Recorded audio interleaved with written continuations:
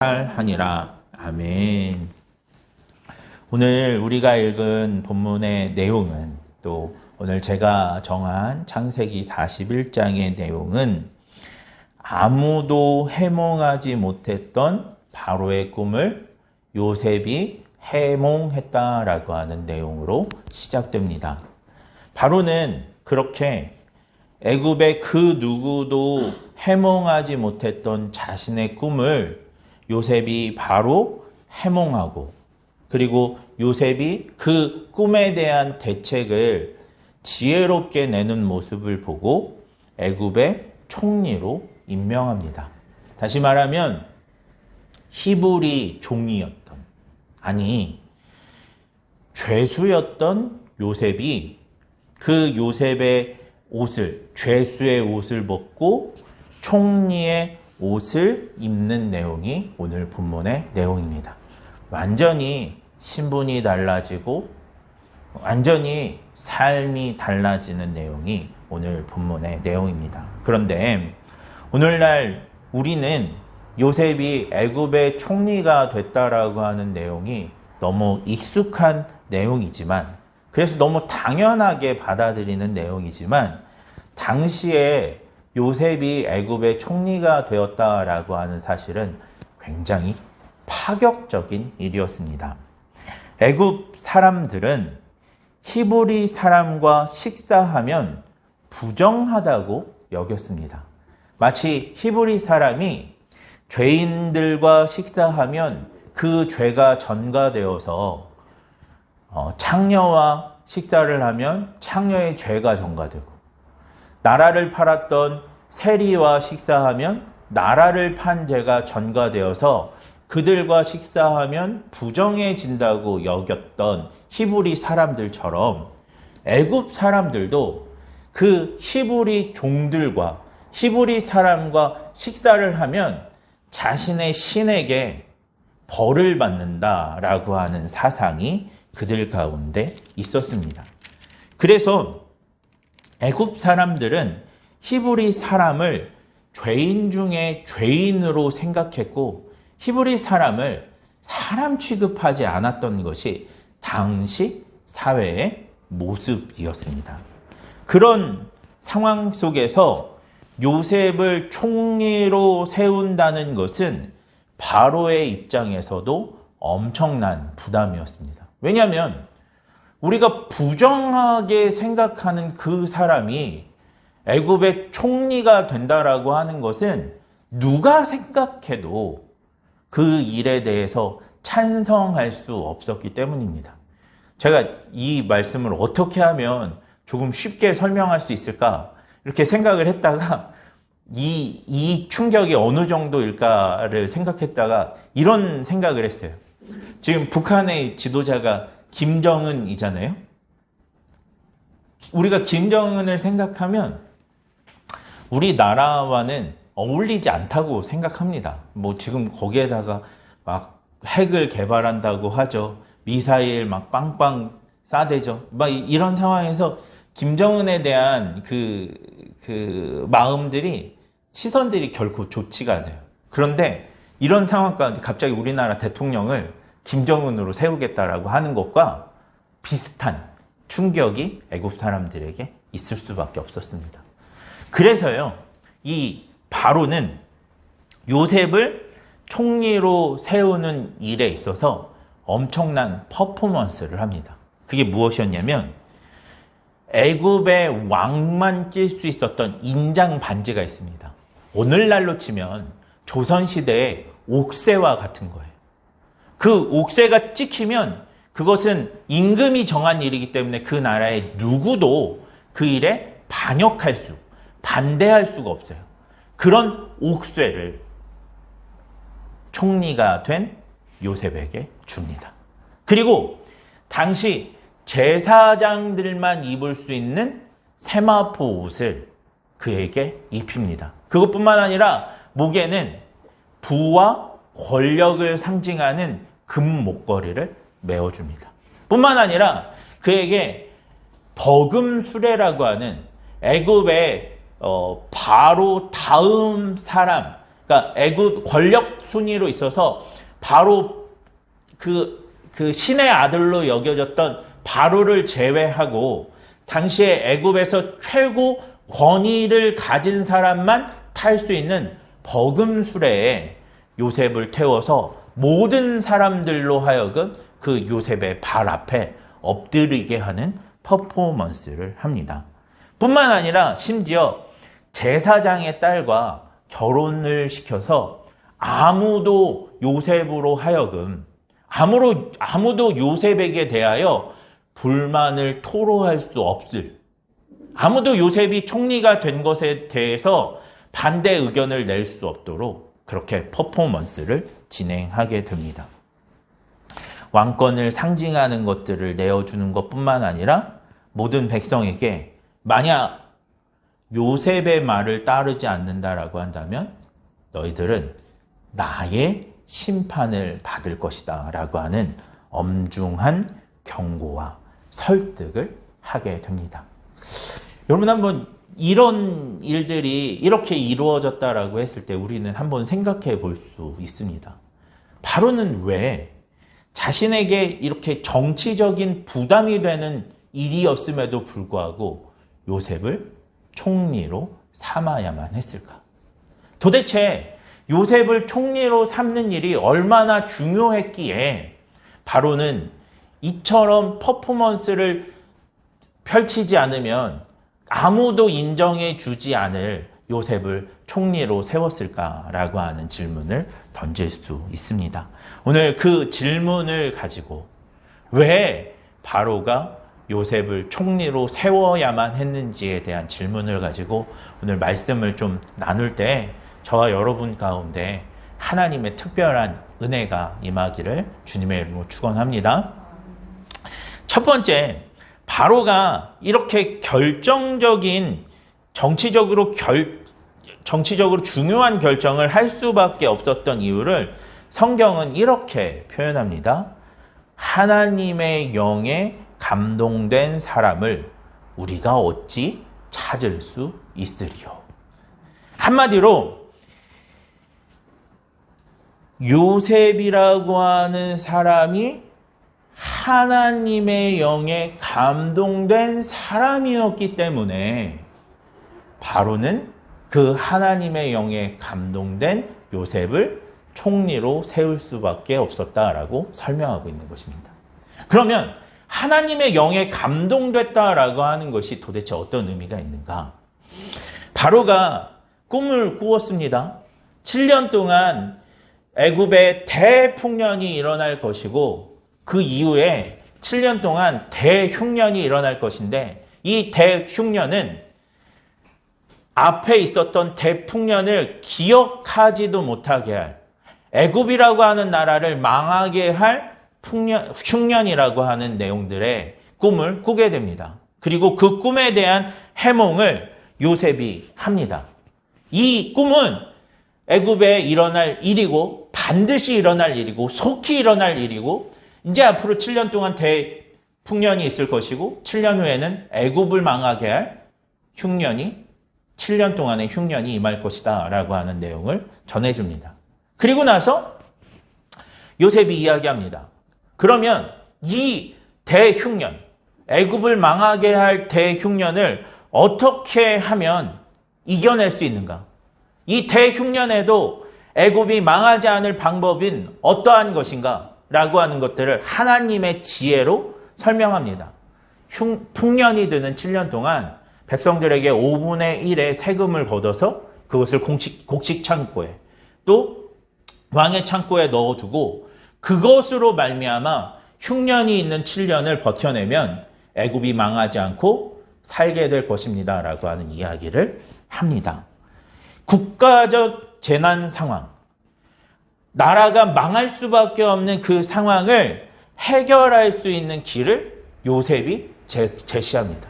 그리고 그 요셉이 제시한 그 길이 바로와 모든 신하들이 이것이 맞다라고 하는 생각을 갖게 됩니다. 다시 말하면 이 국가적 재난 상황을 해결할 수 있는 유일한 길이 하나님의 말씀을 듣는 것이고 그 하나님의 말씀을 전해주는 사람이 요셉이라고 하는, 다시 말하면 국가를 망하지 않게 하는 능력을 가진 애굽의 유일한 존재가 요셉이라고 하는 생각을 갖게 된 것입니다. 그리고 그 요셉의 말을 들으면, 아니, 요셉이 전하는 하나님의 말씀을 들으면 그들이 죽지 않고 망하지 않고 산다라고 하는 확신을 갖게 된 것입니다. 애굽은요, 라라고 하는 태양신을 주로 섬겼습니다. 그리고 이 바로라고 하는 존재는 그 신의 아들이라고 여겨진 존재였습니다. 다시 말하면 이 땅에는 이 요셉이 말하는 하나님은 뭐 그냥 여러 만신 중에 하나 정도로 여겨지는, 그들이 섬기는 큰 여러 신들 중에 작은 신처럼 여겨지는 존재였습니다. 그런데 바로의 꿈과 그리고 그 꿈을 해몽하는 요셉, 그리고 그 요셉의 대책을 들은 이후로 이들 마음 가운데 어떤 두려움과 어떤 믿음이 생기기 시작했냐면, 이 재난은 하나님이 아니시면 해결할 수 없다라고 하는 믿음이 생긴 거예요. 애굽의 어떤 현인도, 애굽의 어떤 지혜도, 애굽의 어떤 신도 이 문제를 해결할 수 없고 오직 하나님만이 이 문제를 해결할 수 있다라고 하는 믿음이 생겼고, 그 믿음의 결과로 요셉을 총리로 삼게 되었던 것입니다. 그렇다라고 한다면 이들은 왜 이 하나님만이 이 문제를 해결할 수 있다라고 믿게 되었을까요? 사실 태양신도 이 문제를 해결할 수 있다고 생각할 수 있고, 또 다른 현인들도 이 문제를 해결할 수 있다고 판단할 수 있지만, 왜 애굽 바로는 오직 하나님만이 자신의 문제를 해결할 수 있고, 애굽의 문제를 해결할 수 있고, 요셉만이 이러한 문제를 해결할 수 있다고 믿을 수 있었을까요? 그것은요, 평소 요셉의 말과 행동, 삶을 통해서 요셉의 삶에 요셉과 함께 하시는 하나님의 복이 그로 하여금 하나님이 아니면 이 문제를 해결할 수 없다는 것을 증명해 냈기 때문에 이 일들이 가능해진 것입니다. 중요한 문제예요. 요셉은 보디발의 집에서 노예로 있을 때에도 하나님이 함께 하시는 사람이었습니다. 그래서 요셉의 손이 닿는 곳마다 어떤 일이 벌어져요? 하나님의 복이 임했습니다. 또한 그가 죄수로 감옥에 있을 때에도 어떤 일이 벌어집니까? 아무도 해몽할 수 없었던 그 술 맡은 관원장과 빵 맡은 관원장의 꿈을 누가 해몽해요? 요셉이 해몽합니다. 하나님의 지혜가 있어서 그의 손이 닿는 곳마다 하나님의 형통의 복이 임했고, 그의 손이 닿는 곳마다 해결할 수 없는 문제가 해결되어지는 역사가 이루어지게 된 것입니다. 그래서 오늘 요셉은 자신의 꿈을 해몽하기 위해서 수많은 애굽의 사람을 불러왔지만, 애굽의 지혜자들을 불러왔지만 아무도 해몽할 수 없었던 그 꿈을 요셉만 해몽할 수 있었던, 요셉을 제외하고는 그 누구도 자신의 꿈을 해몽하지 못하고 해석하지 못하고 그 대책을 간구하지 못했던 것을 보고, 아, 그렇구나. 하나님이 이 꿈을 주셨는데, 그리고 하나님이 이 일을 예정해 놓으셨는데, 이 일을 막을 수 있는 유일한 하나님의 사람은 요셉밖에는 없구나라고 하는 사실을 알게 된 거예요. 그리고 그 요셉이 실제로 자신의 입에서 하나님이 이 꿈을 해석하실 것입니다라고 고백했을 때, 그리고 하나님의 지혜로 그 꿈을 해몽했을 때, 그의 마음 가운데 하나님을 신뢰하는 마음이 들어갔고 요셉을 신뢰하는 마음이 들어가기 시작한 것입니다. 그리고 그 결과 하나님의 말씀을 들어야 내가 살겠구나 판단하게 된 것입니다. 그리고 그래서 이 바로의 바로 다음 가는 총리로 요셉을 세우게 되었습니다. 그리고 그 요셉의 총리가 되는 퍼포먼스가 이루어졌고 요셉의 이름을 애굽 사람의 이름으로 지어요. 애굽 사람 이름으로 지어줘요. 그게 무엇이었냐면 사브낫 바네아. 이 말씀의 뜻은 무엇이냐? 사브낫 바네아라고 하는 이 이름의 뜻은 무엇이냐면 하나님이 말씀하시니 그가 살리라. 아멘. 하나님이 말씀하신다. 그는 살아계신다. 아멘. 뭐예요? 요셉을 애굽의 총리 세워서 하나님의 구원을 받겠습니다라고 하는 그 믿음의 고백을 사브낫 바네아라고 하는 이름으로 주는 거예요. 할렐루야. 이것이 도대체 우리에게는 어떤 의미가 될까요? 바로가 요셉을 총리로 세웠다라고 하는 이 사실, 이 요셉을 통해서 바로의 왕이 하나님의 말씀에 굴복했고 하나님을 무시하는 자가 아니라 하나님을 두려워하는 자가 됐다라고 하는 것이 도대체 오늘 우리에게 어떤 의미가 있을까요? 오늘 그 모세 오경은 원래는 십계명 같은 아주 이렇게 하나님으로부터 받은 돌판, 뭐 이런 십계명 같은 말씀을 제외하고는 또 모세가 이렇게 뭐 그 마지막으로 설교했던 신명기 같은 말씀, 이런 말씀들은 당시에 기록으로 전해지지 않고 구전으로 전해졌습니다. 그러니까 십계명 같은 아주 분명한 하나님의 말씀을 제외하고는 거의 구전으로, 그러니까 아버지가 하나님의 말씀을 암송해서 자녀에게 알려줘요. 그러면 그 자녀가 그 하나님의 말씀을 듣고 암송하는 거예요. 그래서 암송한 말씀이 전해지는 그런 일들이 계속해서, 그러니까 하나님의 말씀이 가슴에 새겨져서 이스라엘 백성들에게 쭉 전해졌습니다. 그렇게 전해져 내려오다가 이 구전으로 전해져 내려오던 하나님의 말씀이 언제 기록으로 남기 시작했냐면 이스라엘 백성이 하나님 앞에 범죄하고 우상을 숭배하고 하나님의 말씀을 듣지 않은 죄로 말미암아 바벨론에 의해서 BC 587년 모든 이스라엘 백성이 망하고 남유다가 멸망하고 시드기야 왕이 두 눈이 뽑힌 채 포로로 끌려가고 예루살렘 성전이 불타 없어지고 하는 그 일들이 일어나고 난 다음에 이스라엘 백성이 왜 우리에게 이러한 일이 일어났지? 우리가 하나님의 백성인데 왜 우리가 여기 와서 포로로 끌려왔지? 라고 생각하면서 우리에게 잘못된 것이 무엇이지? 라고 하는 것들을 판단하기 시작했고, 그러면서 그들이 선지서를 기록하기 시작해요. 그 선지서는 무엇이냐면 예레미야를 통해서 너희들 이렇게 하나님 앞에 계속해서 우상 숭배하면 망한다. 너희들 하나님의 말씀을 듣지 않으면 멸망할 것이다 라고 하는 이야기들을 이렇게 기록하기 시작해요. 아, 우리가 망한 것이 하나님이 힘이 없어서 망한 것이 아니라 하나님의 말씀을 듣지 않아서 망한 거구나. 다시 말하면 하나님의 말씀을 들으면 우리가 회복될 수 있겠구나라고 하는 믿음을 갖기 시작해요.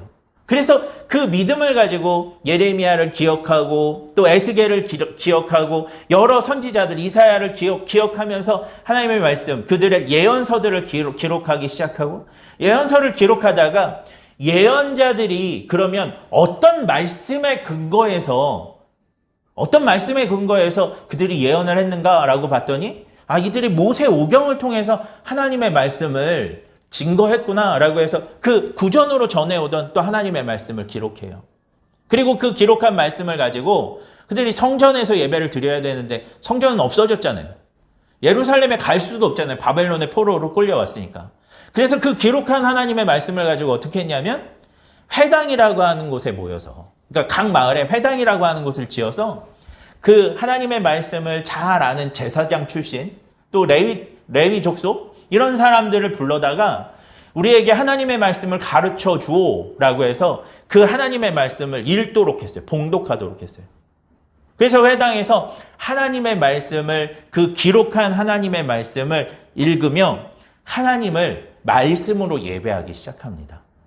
그때 이들이 성경을 읽기 시작하는 거예요. 뭐 할 때예요?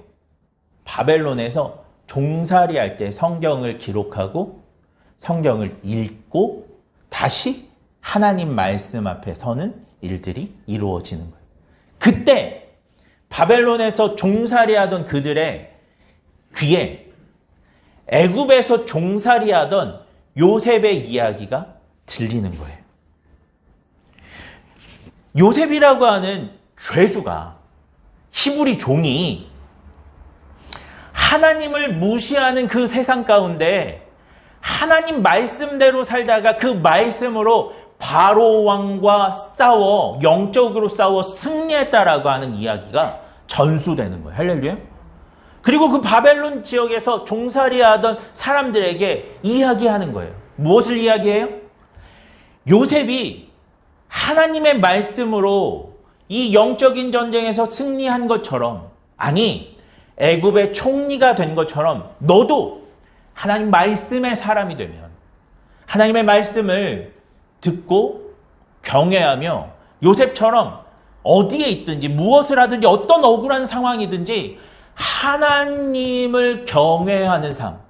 내가 하나님 앞에서 어찌 범죄할 수 있습니까? 라고 거룩을 지키며 누군가가 당신 대단한 지혜를 가지고 있습니다 라고 이야기할 때 아닙니다. 이 지혜는 내가 가진 지혜가 아니라 하나님이 주신 지혜입니다 라고 하나님을 고백하는 사람이 되면 너 또한 이 땅 가운데, 이 바벨론 땅 가운데, 하나님을 무시하는 땅 가운데 영적인 싸움에서 승리하는 사람이 될 수 있다라고 하는 이야기가 전해지기 시작한 것입니다.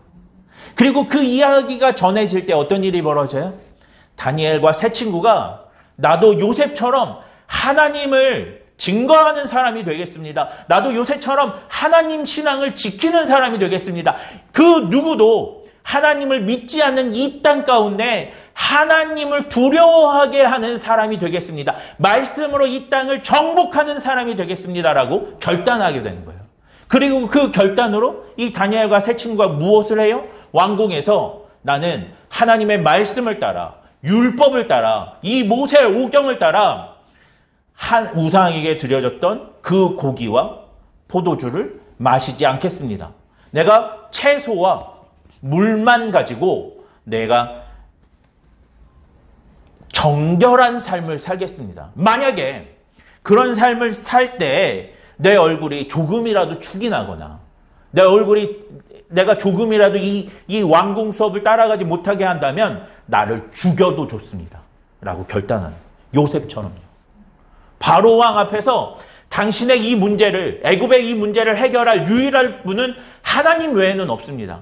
그 어떤 존재도 하나님 앞에서 이 하나님의 일을 막을 수 없고 이 하나님의 지혜를 이길 수 없습니다라고 고백한 것처럼 다니엘과 세 친구가 하나님을 믿는 신앙을 가지고 그 바벨론의 관리와 내기를 합니다. 그 결과 무슨 일이 벌어집니까? 다니엘과 세 친구의 얼굴이 그 누구보다도 윤택해졌고 그들의 지혜가 그 누구도 따라올 수 없는 신적인 지혜를 갖는 놀라운 역사가 이루어지게 됩니다. 어떤 일이 벌어져요? 그 애굽의 요셉이 바벨론의 다니엘로 새롭게 창조되는 역사가 이루어지게 된 거예요.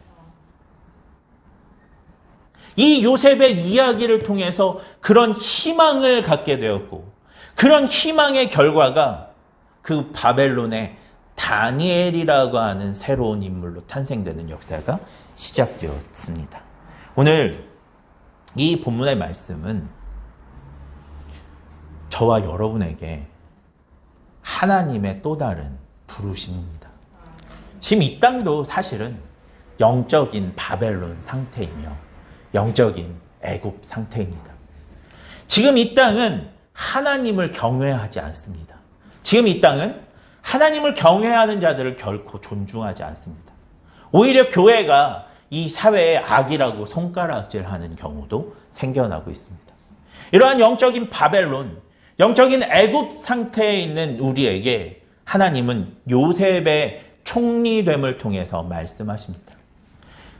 너희가 요셉이 되어야 한다. 너희가 다니엘이 되어야 한다라고 말씀하시는 거예요. 요셉이 코람데오의 신앙으로 요셉이 어디에 가든 하나님을 고백하고 하나님의 이름을 높이며 하나님만이 이 땅을 구원할 수 있다고 선포했던 것처럼 오늘 우리가 이 영적 바벨론 가운데 하나님의 은혜를 선포하고 하나님의 권능을 선포하고 하나님의 구원을 선포하며 나아갈 때 오늘 우리는 요셉처럼 말씀으로 애굽을 다스리게 될 줄 믿습니다. 다니엘처럼 말씀으로 바벨론을 다스리게 될 줄 믿습니다. 오늘 이 말씀을 좀 기억하셨으면 좋겠습니다.